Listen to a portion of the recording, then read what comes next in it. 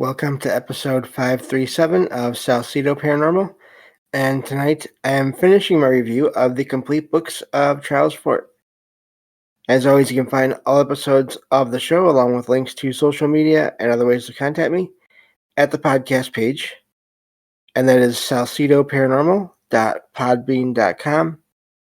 That's SALSIDO paranormal.podbean.com. Always happy to hear from you all, whether you have comments or questions or topic suggestions or stories of paranormal experiences. Whether they're your own or from others you trust, happy to either read those or have you join me on the show to talk about them. Thank you all for listening, whether you are here for the live streams on Discord or if you listen to the podcast or YouTube feeds or on the Trouble Minds Radio Network, KUAP, Digital Broadcasting. There you can hear replays of the show every night at 6 p.m. Pacific, 9 p.m. Eastern, right before Trouble Minds Radio comes on. As always, I want to thank Michael Strange, host of Trouble Minds Radio, as well as Liam Martin, host of the Exile Minds podcast, for producing these shows and putting them up on the station along with the music that you hear there. As always, if you want to help, there are some different ways to do that. You can always share the show with others and rate and review it on your favorite podcast platform. You can also find books I've written, paranormal fiction, nonfiction, on Amazon. I have a Patreon page where you can find one extra episode per month of true paranormal stories from the web for all membership tier levels there. Or if you just like to make a one-time donation, you can do that through PayPal. Help is never expected, but always appreciated, as there are expenses in making these shows, from equipment to research materials to travel expenses in some cases. I think that takes care of all of that. I do have one other announcement. Due to my eyes sort of changing and getting worse, I will only be doing 2 episodes per week from now on. Hopefully that will change and I'll go back up to 4, but I don't know if that'll happen for sure. I just know that I can't keep up with 4 anymore like I did until recently. So there'll just be these 2, one on Friday and one on Saturday that I record, and then I'll release those the same night. So I think that takes care of everything. Thank you all for being here and listening. And so we're going to finish the review of the complete books of Charles Fort. And of course, we're on the last book, which is Wild Talents. And so we'll do that, finish those last 5 chapters. And then whatever time I have left, I will just talk about my thoughts on everything in the entire series, just in general. So we're starting here with chapter 28. And again, these shows are made with the assistance of AI. I use the AI to summarize these chapters from books that are in the public domain, and then I read those summaries, and then we discuss them in these shows. So that's how these work. That's how it'll work from now on when it comes to nonfiction books, whenever possible. And so yeah, that's how I've been doing this. And so this is chapter 28, and this chapter explains the idea that happiness and unhappiness are emotional rhythms that exist independently of one's life circumstances. Charles Fort conducted an experiment where he rated each day as positive or negative to see if life felt worthwhile overall. Though more days were positive, he acknowledges the limitations of such quantification. This leads to philosophical musings about the impossibility of isolating any one thing or event as absolutely good or bad. All phenomena exist on a spectrum between order and chaos, merging into their surrounding contexts. So one can't cleanly label something as solely an advantage or a disadvantage in some final calculus, it says here. Charles Fort ties this to the idea of, again, in quotation marks here, witchcraft, unexplained phenomena. Just as with happiness versus unhappiness, there is no way to precisely weigh witchcraft's risks against benefits for humanity. Its advantages and evils would permeate life in complex, interconnected ways. However, Charles Fort argues civilizations have already survived huge diversity. So even if cultivated psychic powers negatively transformed society, humanity would likely endure, having withstood so many existing ills like greed, violence, deception, and others. For it seems to imply developing witchcraft is worth risking, given it may advance humankind substantially if applied judiciously, but the future remains uncertain. And that's the end of that chapter. Again, as I always say, these are Fort's ideas, not necessarily mine. He doesn't seem to have a negative or even really positive view of what he calls witchcraft, but based on that chapter that I'm guessing. So, but yeah. So anyway, that's that chapter. I don't have a whole lot to say on that one. But moving on to the next chapter here, because I really do want to get some thoughts into my own near the end of this episode tonight. This one says, this chapter 29, this chapter discusses the phenomenon of dowsing, also known as water witching or divining, as an example of practical magic, or, in quotation marks, witchcraft, that has been put to widespread use. Dowsing typically involves someone holding a Y-shaped rod or pendulum that supposedly dips or twitches when walked over an underground source of water or minerals. Charles Fort argues that dowsing works through some psychic or magical ability, not just chemical affinity. The chapter notes that dowsing was once dismissed entirely by scientists, but many now concede dowsers can somehow locate underground water at rates better than chance. This has led to professional dowsers being hired by various governmental bodies around the world, despite skepticism lingering in the scientific community. So while dowsing was once a folk magic practice, its effective pragmatic use has resulted in a miracle with a job, in quotation marks there, magic crossing over into utilization in the practical realm. This fits Charles Fort's theme of showing magic and psychic abilities having the potential for being developed and applied systematically to benefit humanity rather than being seen as just anomalous tricks. That's on that chapter. Dowsing is a whole other topic. I think, I don't know, maybe at some point I'll try to do a show on that topic. Might be good to do that.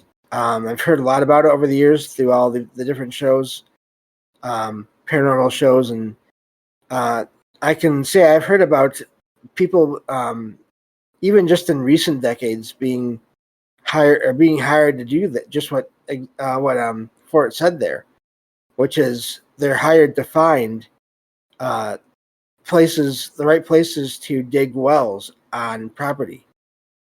So you see here in the chat, PDG says the dowsing I did in the yard worked. So yeah, I don't know. It's I don't doubt it. And also the dowsing rods, I've seen them used in paranormal investigations as a tool in that as well. So there's that whole aspect of all that as well. And again, you're looking for energies or consciousness using these other devices that seem to work in a lot of cases. So again, it is a tool. So I do think that a lot of what is happening there has to do with the person as well as whatever else or whoever else is there. But I don't discount it at all. That's for sure. So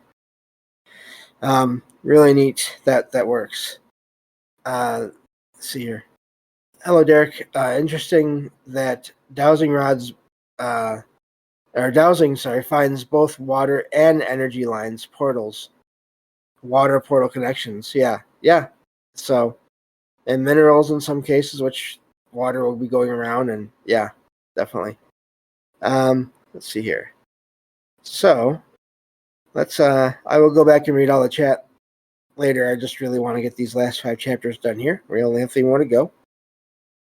This chapter discusses, chapter 30, discusses the idea that some magical or psychic phenomena may occur unconsciously rather than being deliberately intended by a, in quotation marks, witch or wizard, out of quotation marks there. As an example, Charles Fort describes his own experience of staring at a picture on a wall, which then fell, though he was not actively thinking about making it fall. The chapter suggests odd incidents like very localized fires with strange burn patterns or deaths in locked rooms could result from someone else unconsciously imposing a visualization onto physical reality. For example, imagining a bed on fire without picturing surroundings also burning. Okay. The intense focus on one item to the exclusion of context seems a trait of imagination made physically manifest. It says stigmata, bodily wounds resembling those on Christ, are brought up as another case of mental imagery able to physically appear on someone's skin through unknown means. The chapter speculates such externalized imagination imposing harm may explain some bizarre murders that seem to defy rational explanation. Overall, it argues some magic happens unintentionally from minds unconsciously projecting mental images or intense emotions in ways that mystically bypass physical barriers and laws, not unlike myths of curses causing misfortune. More study of these phenomena could illuminate undiscovered capacities of the imagination. And that's where that chapter ends. I do like that because if you think about it, how many times have we over the years sort of had maybe a negative thought about someone, or other people had a negative thought about someone else, and then something bad happens. It makes me wonder about the whole idea of being careful with one's thoughts and try never to harm anyone in any way, even when there's situations, circumstances where maybe that might be something that the person sort of wants to have happen to another person. So PDG says, we located a gas line, old water line, old phone line, dug without hitting any. Huh. The Crimson FKR says, an energetic thought form manifesting in reality. Interesting. Yeah. PDG says, sounds like the emotion put into magic. Right. Yeah. So, and that can have either good or bad results depending on what's going on there. Which is amazing and or scary, depending on which side you want to take that to. And so that's why that's why it's probably best to try to stay positive, because even if you're not having the best times, and if you end up sort of thinking about others in negative ways, that might still affect others. So just a thing there to think about. But moving on to chapter 31 here. Let's see here. Okay. This chapter recounts the strange story of John Lee, a 19th century prisoner awaiting execution by hanging in England. When the trap door was opened beneath his feet, Lee did not fall through as intended. The apparatus was tested repeatedly and worked normally, but consistently failed to operate when Lee himself stood above it. This bizarre event disrupted Lee's public hangings as mystified officials struggled to understand the defiance of gravity. Lee was taken back to his cell while authorities debated what to do. The sheriff insisted Lee must hang, but the Home Secretary, I don't know what that is, eventually commuted his sentence to life imprisonment due to the inexplicable incident. Charles Fort notes the dreamlike nature of the event and muses such unexplainable happenings foreshadow a future shift in perspective. Phenomena currently seen as supernatural may someday be viewed as commonplace, much as electricity and radioactivity once confounded scientists.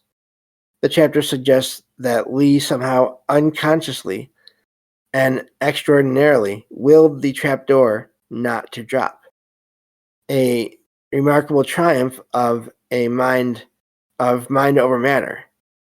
It serves as another example of latent human abilities exceeding present knowledge.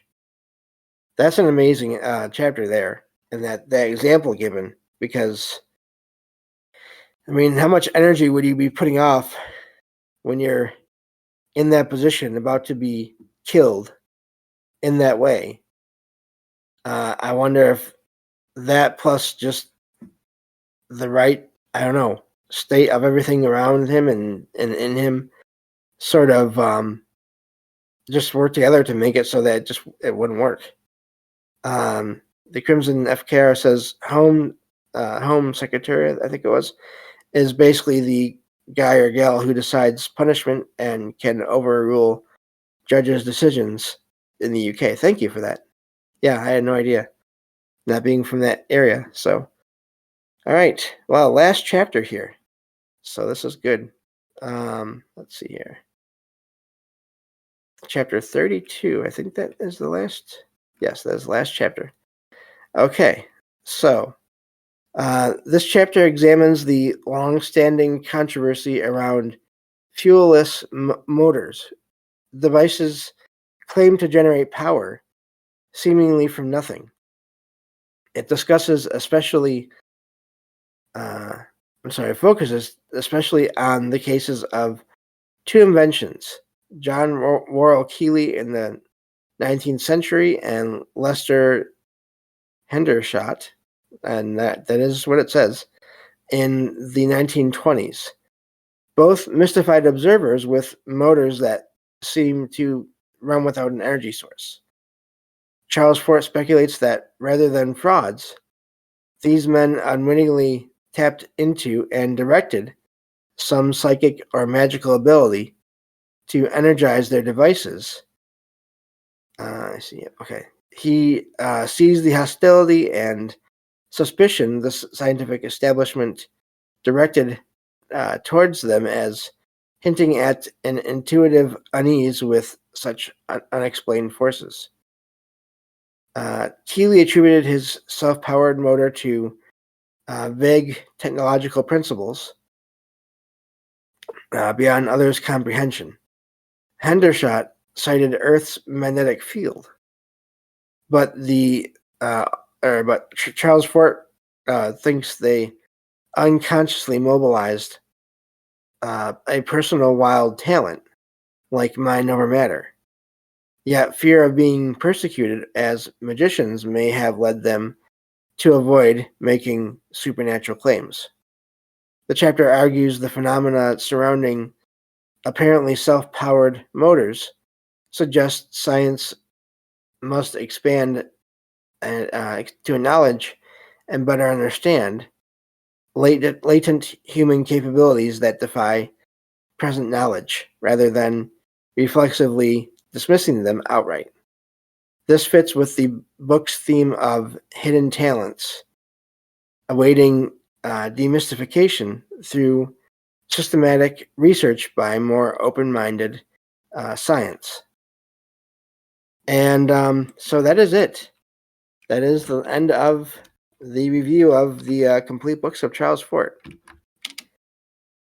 And so this has been amazing, reviewing all these books and just sort of going through all those chapters. And so, yeah, okay. Looking at the chat here, and Andy says 0 point energy crossover with energetic thought form from quantum foam maybe would help to explain manifested thought forms. And yeah, we made it. Yep, yeah, amazing idea there, Andy. And yeah, I think you mentioned it before, and I just forgot. So you may have to remind me every once in a while again, until I remember for good. But yeah, this has really been amazing. I think overall there's a few things that it seems Fort really got into, and I mean, obviously the one is just starting out, cataloging all these weird experiences. Just writing them all down, getting them on record, putting them in a book form. And then I think after that, and that was like with the first one that we did, Book of the Damned. And I think during that book and probably after, he started to try to figure out what everything was going on there. And that's where you get, I think, each of his books, really, his other 3 books, New Lands, Low, and then Wild Talents, each one of them seems to focus on a certain idea and try to apply it to all those accounts of all these weird happenings. New Lands is the one that suggests that there are literally other lands somewhere out there, maybe even in other dimensions, where all these objects that are falling from the sky are somehow coming from.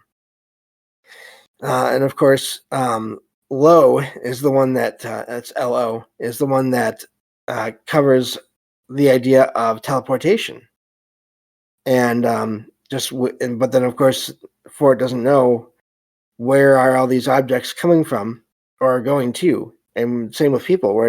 How do they disappear and reappear and all those things?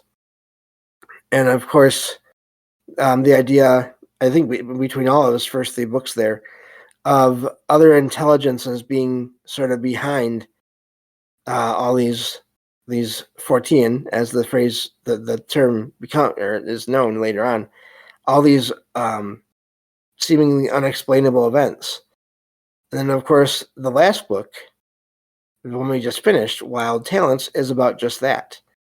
Somehow, people being able to cause all these paranormal, supernatural, unexplained events. Even maybe explaining the larger events with larger quantities of objects appearing, disappearing, falling. Sort of the idea of large numbers of people, massive populations, sort of willing things to appear because they either need the items or they want them or whatever. I keep going back to that one example Fort gave of flies, sort of being all of a sudden in short supply, and then all of a sudden you had several random falls of flies. So, but yeah, that's really all the things that I think Fort covers there. Thank you all for listening, and I will talk to you on the next episode of Salsidoparanormal. Take care, everyone.